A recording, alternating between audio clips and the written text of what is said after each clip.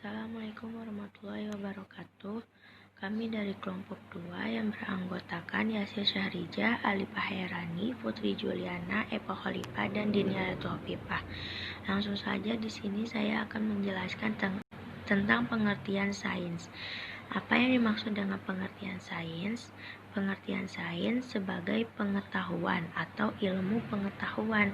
Selain itu, pengertian sains sering dikaitkan dengan ruang lingkup atau isu yang juga menjadi ciri khasnya, yaitu sebagai aktivitas ilmiah, sebagai metodologi, dan sebagai disiplin ilmu.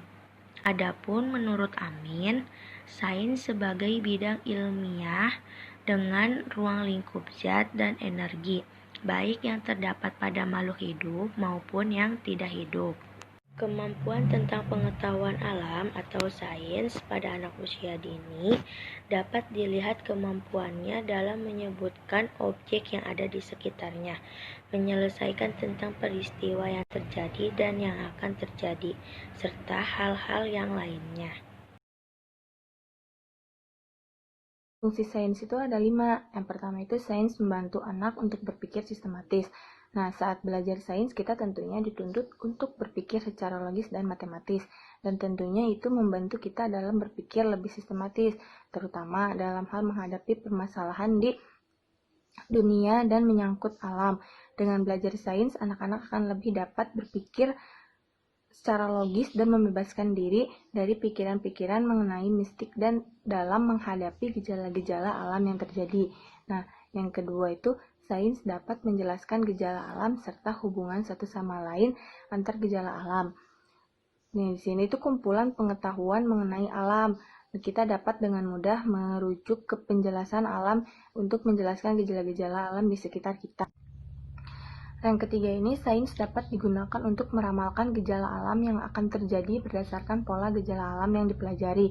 Nah, salah satu sains ini tuh sifatnya kausatif. Jika ada hukum alam, berarti gejala alam dapat dijamin akan mengikuti alam tersebut. Nah, yang keempat, sains dapat digunakan untuk menguasai alam dan mengendalikannya demi kepentingan manusia.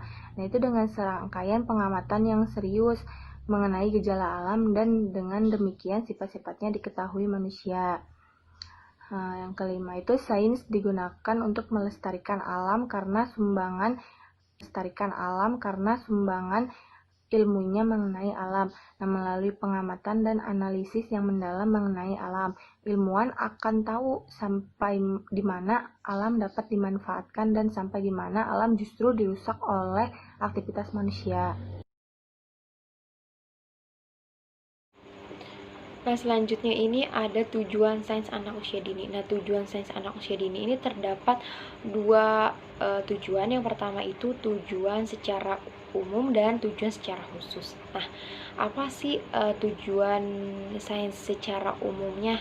Yaitu agar anak mampu mencukupi rasa keingintahuannya terhadap lingkungan sekitar dengan aktif melakukan kegiatan eksplorasi. Nah, di kegiatan eksplorasi ini anak dapat berupa pengamatan, penyelidikan, dan percobaan. Nah, yang kedua ini tujuan sains secara khususnya, yaitu yang pertama itu anak mampu mengamati perubahan-perubahan yang terjadi di sekitarnya, seperti pagi, siang, sore, dan malam. Nah, yang kedua itu anak mampu melakukan percobaan sederhana. Yang ketiga itu anak mampu melakukan kegiatan membandingkan, memperkirakan, dan mengklasifikasikan. Nah, yang terakhir ini anak mampu meningkatkan rasa kreativitas dan keinovasiannya, yaitu khususnya di bidang ilmu pengetahuan alam. Nah, sehingga anak ini akan dapat memecahkan masalah yang dihadapinya.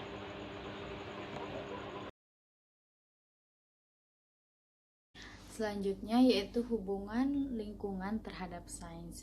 Piaget menyatakan bahwa perkembangan kognitif terjadi ketika anak membangun pengetahuannya melalui eksplorasi aktif dan penyelidikan pada lingkungan fisik dan sosial. Eksplorasi ini adalah kemampuan menjelajah untuk membangun pengetahuannya sendiri dengan cara mengamati lalu menemukan benda-benda di sekitar. Menanyakan hasil dari penemuan tersebut, lalu mengumpulkan informasi sehingga anak dapat memecahkan masalahnya sendiri. Lingkungan merupakan sarana yang tak terbatas bagi anak untuk bereksplorasi dan berinteraksi. Pembelajaran sains melatih kemampuan anak menggunakan kelima inderanya untuk mengenal gejala-gejala dan peristiwa. Anak dilatih untuk melihat, meraba, membau, merasakan, dan mendengar. Dan pendekatan eksplorasi ini untuk mengenalkan anak tentang alam sekitarnya melalui kegiatan secara langsung. Adapun menurut Nahmawati dan Kurniawati, manfaat eksplorasi yang pertama itu memberikan kesempatan pada anak untuk menambah wawasan informasi yang lebih luas dan nyata. Yang kedua, menumbuhkan rasa keingintahuan anak tentang sesuatu yang telah lama atau baru diketahui. Yang ketiga, eksplorasi dapat memperjelas konsep dan keterampilan yang dimilikinya. Yang keempat, memperoleh pengalaman yang baru atau situasi baru dari situasi yang ada. Dan yang terakhir, yang kelima, memperoleh pengetahuan yang lebih banyak dari apa yang dilakukan dengan lingkungan sekitar anak serta bagaimana manfaatnya. 1, 2. Assalamualaikum. Sekarang kita akan memasuki ke bagian tentang tema-tema sains untuk anak usia dini. Nah, sebelum kita membahas tentang apa saja yang menjadi tema-tema sains untuk anak usia dini, kita harus mengetahui dulu apa itu sains. Nah, dilansir dari Wikipedia, sains itu, tema itu merupakan suatu gagasan pokok atau ide pikiran tentang sesuatu hal.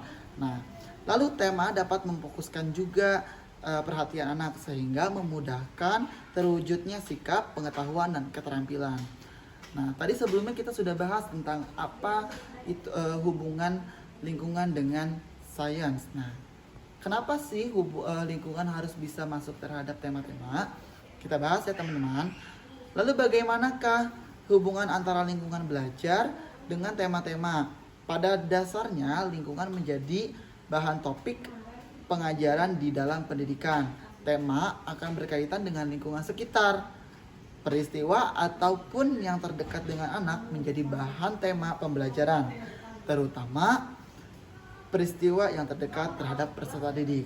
Sebagai contoh seperti ini, di bulan November, bulan di Karawang sudah memasuki musim penghujan, di mana beberapa tempat yang biasanya terdampak banjir maka akan kebanjiran.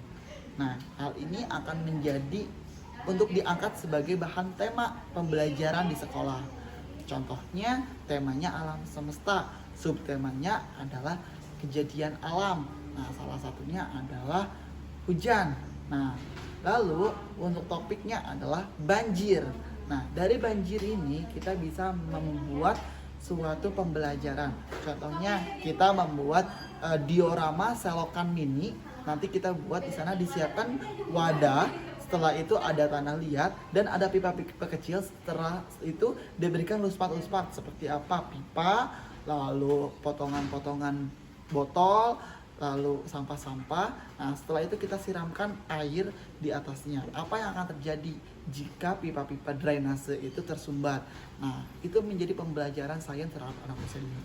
Selain itu juga ada misalnya alam semesta.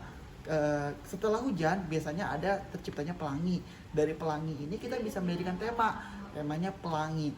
Apa saja yang akan di kegiatan sainsnya? Kita bisa membuat rainbow jar, bubble rainbow.